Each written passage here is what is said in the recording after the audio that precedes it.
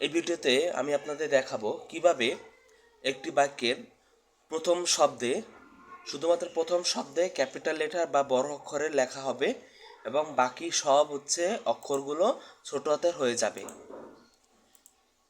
এটা আমরা দেখাবো। তো এটা করার জন্য আমাদের প্রথমে একটা টেক্সট লিখতে হবে।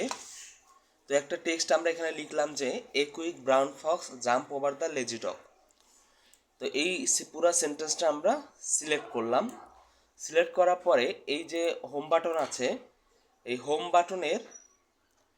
বাটনের এখানে এখানে এখানে কতগুলো অপশন আছে।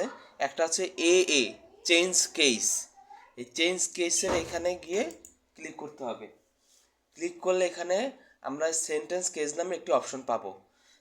এই অপশনে ক্লিক করে এই অপশনে আমরা ক্লিক করব। তো ক্লিক করলে আমরা দেখি যে এই বাক্যের এই শুধুমাত্র এই প্রথম অক্ষরটি বা প্রথম শব্দটি বড় হাতের আছে এবং এবং বাকি সবগুলো সবগুলো সবগুলো শব্দের প্রথম অক্ষর ছোট হাতের হয়ে গিয়েছে। তো এইভাবে আমরা একটি সেন্টেন্সে প্রথম শব্দ বাদে বাকি শব্দগুলো ছোট হাতের হয়ে যাবে।